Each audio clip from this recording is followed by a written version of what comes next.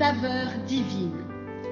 Cette bonne nouvelle du royaume sera prêchée dans le monde entier pour servir de témoignage à toutes les nations. Alors viendra la fin. Ce pain céleste vous est présenté par Immaculée Niraneza. Shalom, shalom, mes bien-aimés de Dieu qui écoutent l'émission Saveur divine. Bienvenue dans ce moment merveilleux où nous allons partager la parole de Dieu. Je vous propose de commencer par une courte prière qui est basée sur le psaume 91, versets 15 à 16. Il est écrit « Il m'invoquera et je lui répondrai.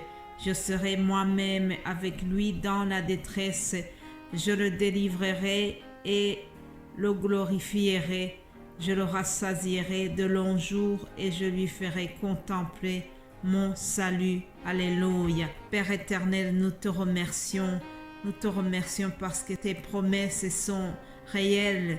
Nous te remercions parce que tu avais promis d'envoyer Jésus-Christ, ton Fils, et il a envoyé effectivement, comme les prophètes avaient annoncé, par le nom de Jésus-Christ, nous sommes protégés, nous sommes délivrés. Alléluia. Père, pendant que je vais expliquer à ton peuple comment Pierre et Jean ont été délivrés dans leur détresse, je prie que nous puissions vraiment bien suivre cette parole. Je prie que nous puissions aussi expérimenter ton secours dans notre détresse. Alléluia. Merci mon Dieu, parce que tu nous protégeras. Merci parce que nous connaissons le nom de Jésus-Christ, le nom qui est au-dessus de tous les noms, le Fils de Dieu et le Seigneur des Seigneurs. Merci parce que tu nous l'as envoyé et nous allons continuer. Nous allons, Seigneur, continuer à le glorifier. Sois honoré, sois adoré au travers ce que nous allons annoncer à ton peuple. C'est au nom de Jésus-Christ que j'ai prié. Amen, amen. Chers amis, continuons notre émission. Je vous rappelle que nous sommes en train de voir comment Jésus-Christ a accompagné ses apôtres sur le terrain d'évangélisation, comment il a été vraiment à leur côté.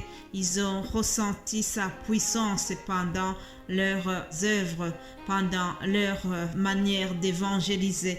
Jésus les a suivis sur le terrain. Voyons dans Actes des Apôtres chapitre 4 comment il a assisté Pierre et Jean. Hier, je vous ai enseigné sur le fait qu'ils ont levé le paralytique. Et la suite, c'est que les religieux étaient très mécontents. Ils étaient jaloux de ce miracle, de ce que Pierre et Jean avaient fait. Et alors, ils étaient vraiment jaloux de voir que le peuple était en admiration en voyant le miracle qui s'est passé. Et ils ont pris Pierre et Jean, ils les ont jetés en prison. Cependant, cela n'a pas freiné la croyance en Jésus-Christ. La parole de Dieu nous dit au verset 4 de ce chapitre que beaucoup de ceux qui avaient entendu la parole crurent.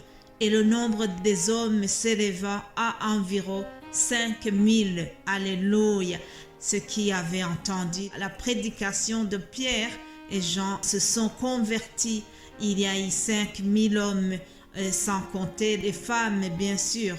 Mais bien-aimés de Dieu, le plan de l'ennemi ne peut pas freiner l'élan de l'évangélisation. Que cela ne nous décourage pas si nous voyons que nous sommes attaqués dans notre manière de parler de Dieu, dans notre mission d'annoncer la parole. Dieu est avec nous. Les menaces à l'égard de ces apôtres ont continué. On leur a demandé, on les a interrogés en disant par quel pouvoir, au nom de qui avez-vous fait lever ce paralytique? Alors Pierre, qui était vraiment rempli du Saint-Esprit, a trouvé une occasion en or pour les évangéliser à nouveau.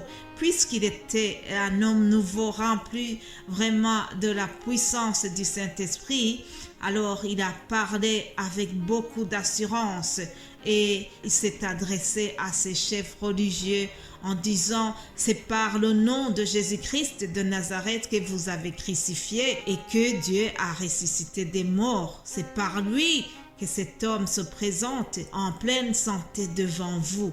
Jésus, la pierre angulaire rejetée par vous qui bâtissez et qui est devenue la pierre principale de l'angle.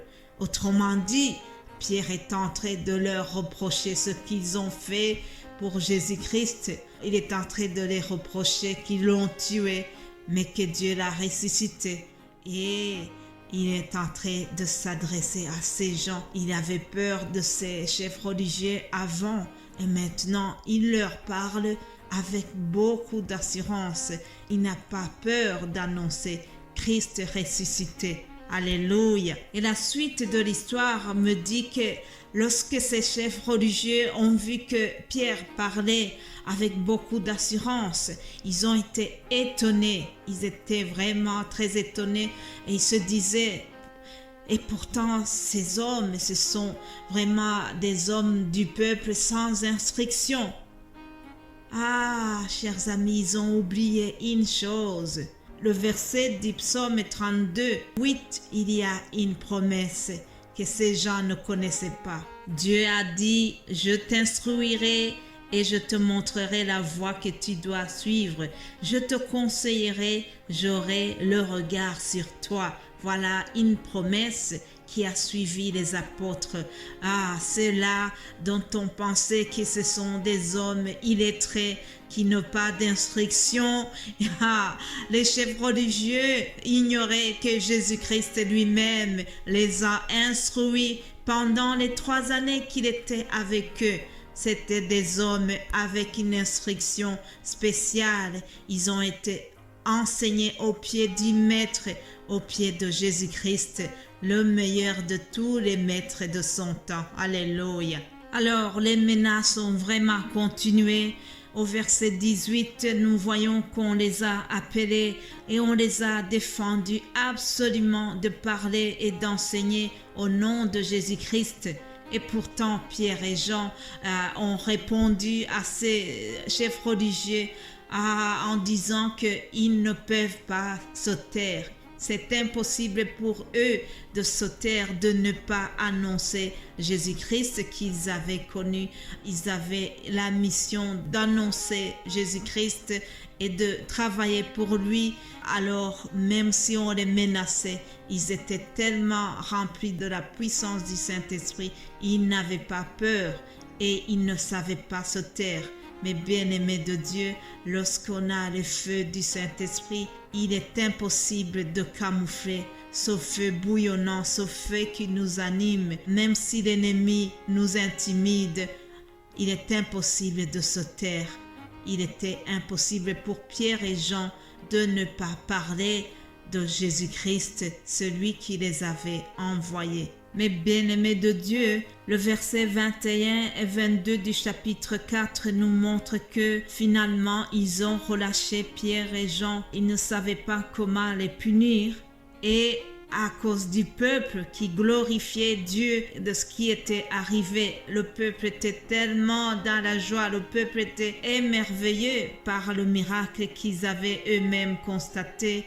Alors Pierre et Jean ont été relâchés. Mais c'est par la puissance de Jésus-Christ qu'ils ont eu vraiment le courage de continuer à parler, de continuer à témoigner de Jésus. Et Jésus a tenu sa promesse. Celui qui avait dit « Je serai avec vous jusqu'à la fin du monde ».